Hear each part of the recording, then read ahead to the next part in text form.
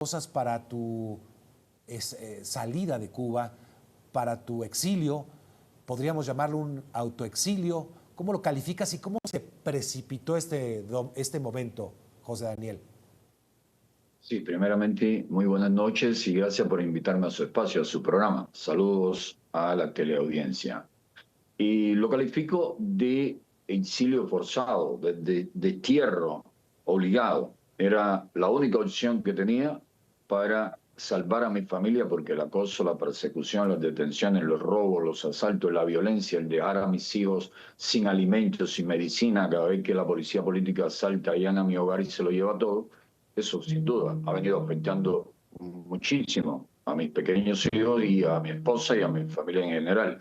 También buscando no solo asegurar, buscar la seguridad de mis hijos, sino también salvar mi vida. La única manera en que puedo encargarme de mis pequeños y de continuar la lucha en esta nueva etapa desde el exilio con la intención de regresar a Cuba, me autoricen o no me autoricen. Obvio que no me van a dar permiso para regresar, pero regresaré lo más pronto posible, quiera o no quiera el régimen, quiera o no quiera la dictadura. El régimen aplicó contra mí en estos últimos 5 meses la violencia, la tortura, las humillaciones a las que nunca habían llegado y ya habían sido excesivas durante los primeros 8 años en prisión y durante 6 meses también en la prisión de Aguadores entre 2019 y 2020, 6 meses que fueron terribles. Cuando aquello, la represión, los golpes, la violencia, la tortura, amarrarme al sol durante 5 horas, al sol del mediodía, sobre hormigas bravas que me picaban, sacarme de allí cuando yo estaba casi deshidratado, a arrastrarme por un piso irregular, excoriaciones, producirme excoriaciones por toda la espalda, amenazas hasta de muerte. Eso ocurrió allí en la prisión de Aguadores y el régimen no lo puede negar, aunque mientan, difamen, calumnien constantemente contra mi persona y contra otros muchos hermanos de lucha. Pasé más de 3 años en aislamiento total del 21 al 25.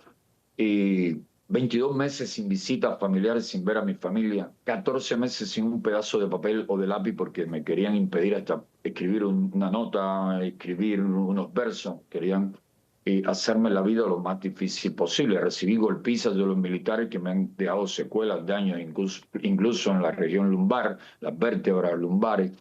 Y ahora en estos últimos 5 meses ya pasaron a un nivel mayor de ensañamiento, de crueldad. Me golpearon los militares primero en 2 ocasiones y luego me golpearon durante varios días 2 presos comunes, mientras otros 11 presos comunes me sujetaban pies, manos, me trancaban la respiración para obligarme a comer alimentos en estado de descomposición con un hedor terrible.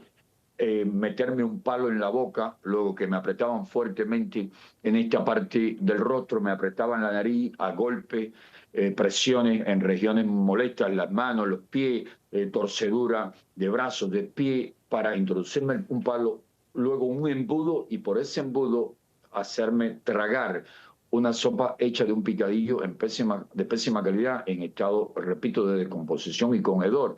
Y como ya había vomitado, sí, voluntariamente vomitado como protesta en 2 ocasiones los alimentos que me habían obligado a comer para romper mi huelga de hambre en protesta por los golpes y las humillaciones diarias, pues entonces me amenazaron de que si vomitaba nuevamente aquello que me habían introducido, que tenía que dejarlo bajar porque luego que me lo echaban por el embudo, me tapaban la nariz y me cerraban la boca a la fuerza para o lo tragas o te asfixias. Me dijeron estos delincuentes comunes que tenían luz verde para hacerme lo que quisiesen. Estoy hablando de presos con varios asesinatos, con hechos de sangre, desquiciados mentalmente, esquizofrénico, paranoide, consumidores de psicofármacos, de droga, de alcohol, que se los facilitan los carceleros para tenerlos en un estado en el que no tengan, vamos, los más mínimos límites a la hora de atacarme y que se sientan, ¿no? Se envalentonen a la hora de proceder en mi contra. Si vomitaba aquella A ver, sopa en sí. estado de descomposición, me la iban a volver a introducir. El vómito recogido de un piso sucio, antihigiénico, a un hombre que llevaba 10 días, 12 días en huelga de hambre, me iban a introducir aquello nuevamente. Tuve que rendirme momentáneamente, tuve que permitir que me pusiesen el uniforme de preso, pararme para su conteo y tuve que aceptar algunos alimentos, los que no tenían hedor, los que no estaban descompuestos, porque incluso mandaban a estos presos a robarme todos los alimentos que me llevaba mi familia para obligarme, para humillarme, y que ingiriese esos alimentos que durante años me negué a ingerir. Bien, José Daniel, todas estas acciones terribles que narras han sido negadas reiteradamente por el gobierno de Cuba.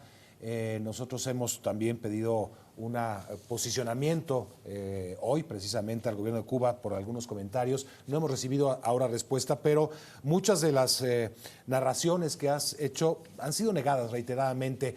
Se ha puesto la situación como suele decirse, tu palabra contra la del gobierno. No hay efectivamente rastro, no hay evidentemente que haya podido ser corroborado. ¿Qué decir ante esta negativa persistente del gobierno de Cuba? Sencillo, sencillo. Si a mí me acusan de estar, digamos, robando en la vivienda de un vecino, se supone que el vecino, si me captura o si tiene los elementos para acusarme, lo va a demostrar, lo va a hacer público. Cuando mi familia denuncia lo que está pasando en prisión, la única fórmula creíble para desmentirlo es permitiendo a la prensa extranjera, es permitiendo a la embajada estadounidense, a la embajada de la Unión Europea, a la embajada checa, a la española, a cualquier embajada, a cualquier representante de un país democrático que tenga sede en Cuba y que se dediquen a monitorear, a observar lo que pasa en materia de derechos humanos, a la Cruz Roja Internacional, a la sede de la ONU acá en La Habana. Bueno, vayan ahí a Mar Verde y vamos a demostrarle en presencia de Ferrer que ha estado mintiendo. Le vamos a demostrar delante de los presos que él dice que lo torturan que eso es mentira. ¿Por qué nunca lo han permitido? Porque cuando me encarcelan y me torturan y me golpean de esa manera, hasta impiden que mi familia pueda verme? Pasan días, semanas, meses y hasta que no ven que me he recuperado un poco de todo el daño físico que me han ocasionado, que se han borrado las lesiones, no permiten que mi familia me vea porque actúan de esa manera. Es decir, si yo soy el que miento, la mejor manera es desmentirme de inmediato con cualquier autoridad o persona creíble o prensa creíble allí en el lugar. ¿Por qué no lo han hecho? Porque saben que digo la verdad exacta de lo que me han hecho, de lo que ha ocurrido y que los que mienten constantemente son ellos. Václav Havel, el disidente checo, decía mienten hasta cuando dicen que no mienten, mienten todo el tiempo. Todo lo que sabemos la historia del comunismo y de cualquier tiranía, de cualquier régimen autoritario o totalitario, sabemos que se fundamentan o se sostienen con la mentira, con la propaganda, con el engaño y con el terrorismo. Tenemos a un disidente tan incómodo como José Daniel Ferrer, si lo tiene el gobierno de Cuba, el régimen a lo largo de 3 administraciones, reiteradamente metido en prisión. Es extraño que de repente acceda a una petición del gobierno de Estados Unidos para dejarte o exiliarte de esta manera. ¿Cómo se explicaría?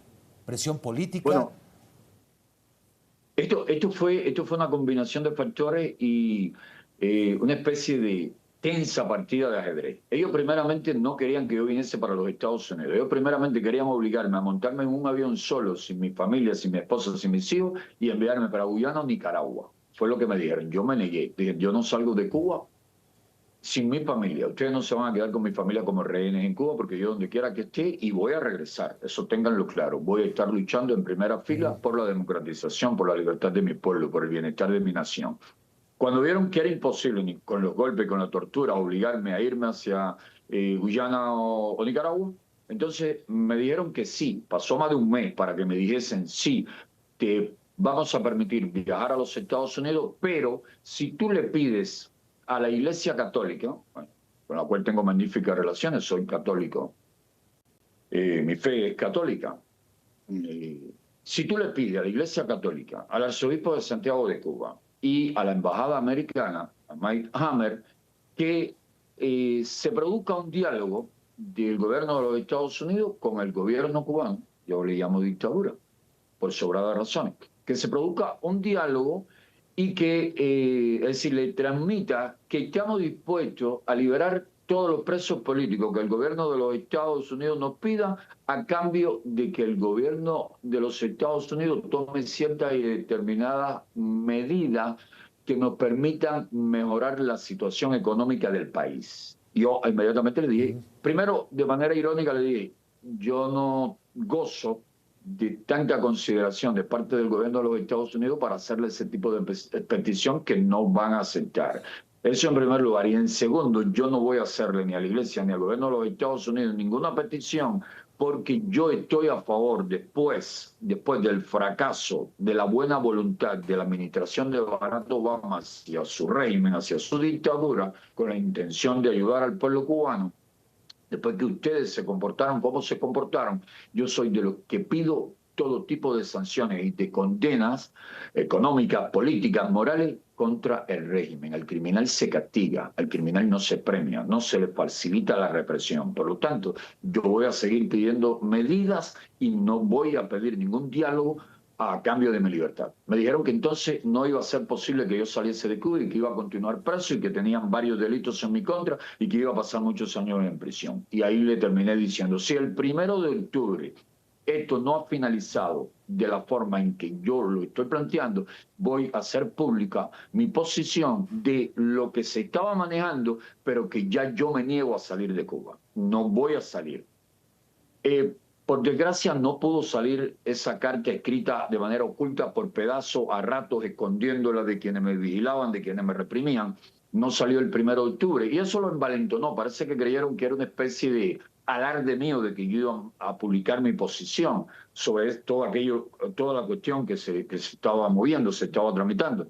Y cuando vieron que por fin el día 3 mi hermana pudo publicar el documento, pues entonces aparecieron, primero amenazaron a mi esposa que ellos no obedecían a presiones, que si yo pensaba que los iba a presionar no me iba a ir nunca, y terminaron afirmándole a mi familia que no pensasen que ningún familiar mío iba a abandonar el país si no lo hacía yo, que solo permitirían la salida de todo, no de una parte y mucho menos que yo me quedase en prisión.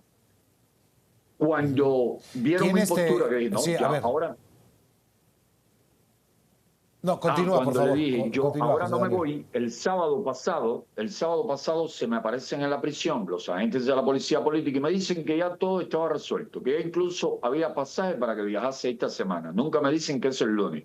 Eso me lo dicen el domingo en la tarde. Yo le digo, solo si hablo con mi esposa y me explica qué es lo que ha sucedido en todos estos días, que yo he estado incomunicado y por qué tomaron la decisión de comprar pasajes si yo no he dado mi autorización a que lo compren, porque yo me niego a salir. Cuando me expliquen por qué se hizo eso sin haberme consultado, entonces yo decidiré. Cuando mi esposa me explicó que los funcionarios de la embajada habían viajado desde el lugar de Santiago de Cuba con el visado y que no saldrían de Santiago de Cuba hasta que yo abordase el avión y ellos confirmasen que era José Daniel con su familia y que no había ninguna medida extrema, represiva, en el momento de la salida, ellos estarían monitoreándolo todo y acompañándonos y vinieron con nosotros hasta acá, hasta Miami, que les estamos muy agradecidos a ellos, a la embajada, al Departamento de Estado, a Marco Rubio, a la administración en general.